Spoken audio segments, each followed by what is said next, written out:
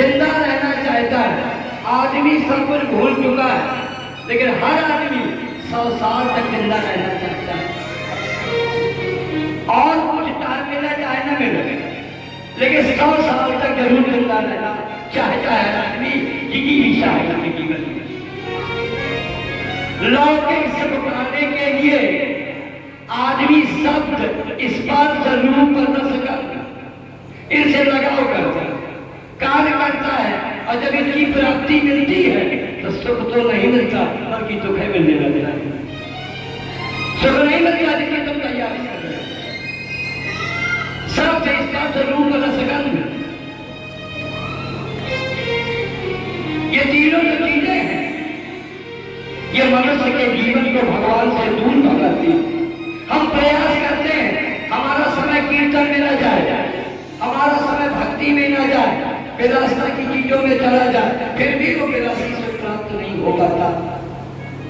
तो लौकिक तो प्राप्त होना ही नहीं है, केवल पारलौकिक सुख ही है। संसार में केवल एक है, तो कहां से आ जाएंगे? तो दो बड़ा पकड़े हो कि हमें सुख धर मिलेगा, नहीं उसमें दुख भी है। सुख है और दुख है, सुख थोड़ा मिलेगा और दुख ज्यादा मिलेगा, और उसी के प्रयास करने लगे हुए और जीवन बर्बाद कर रहे हो। ये लौकिक सुख।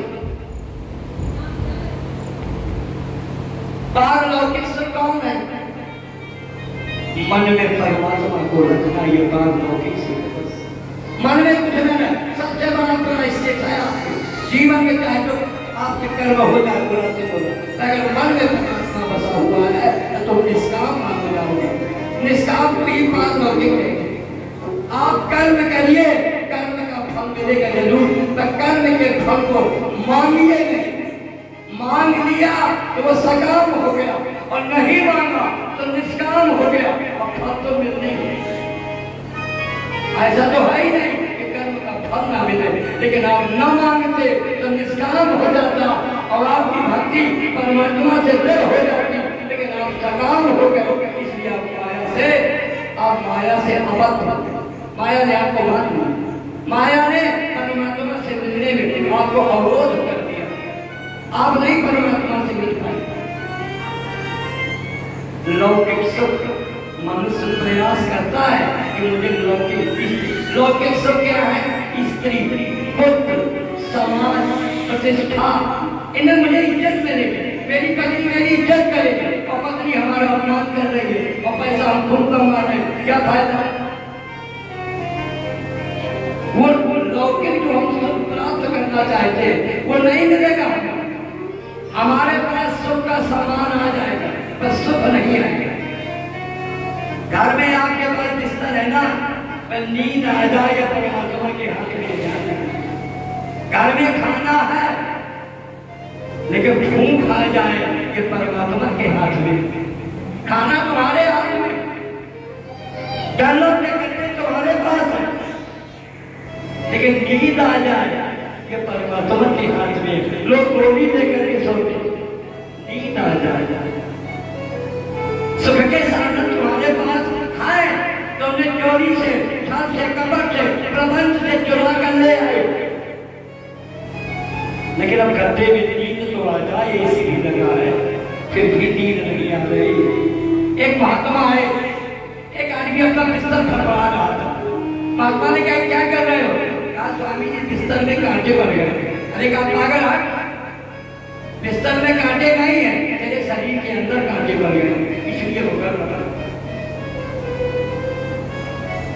जब नींद नहीं आती ना तो कहा गई क्या बिस्तर नहीं रहेगा, तो कर सकाया।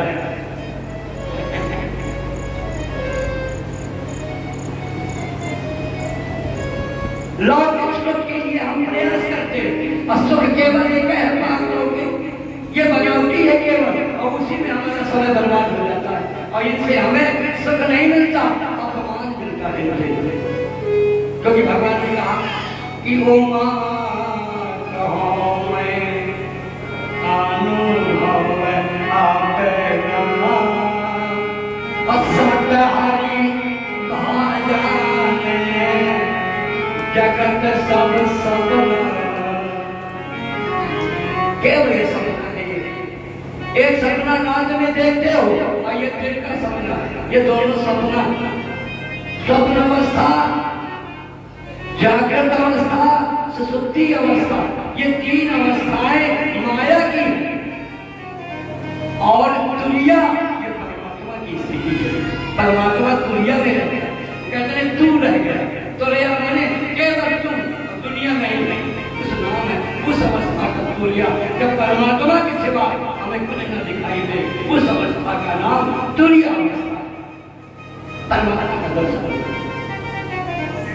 आप सब लोग बड़े भाग्यशाली हैं, जितना भी आपके कम समय में श्रवण किया, क्योंकि यह भागवत की कथा है और इस भागवत की कथा में जिसने भागवत सुना है उसके 7 दिन शेष है मरने के लिए, 7 काटना है उसको, तो वो कथा हो रही है यहाँ पर।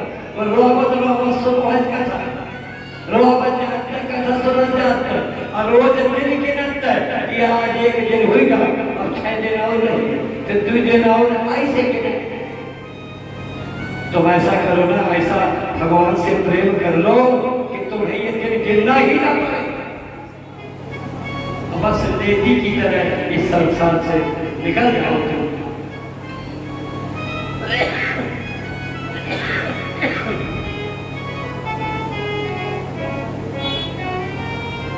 भगवान नारायण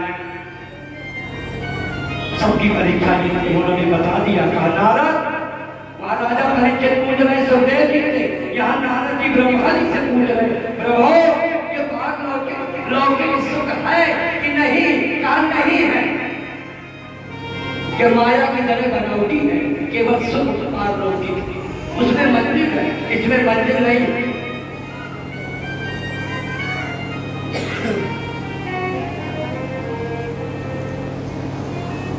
लौकिक सुख आसान है, जगह आसान में सार हो रसना, हरी हरी बोल रसना, हरी हरी बोल,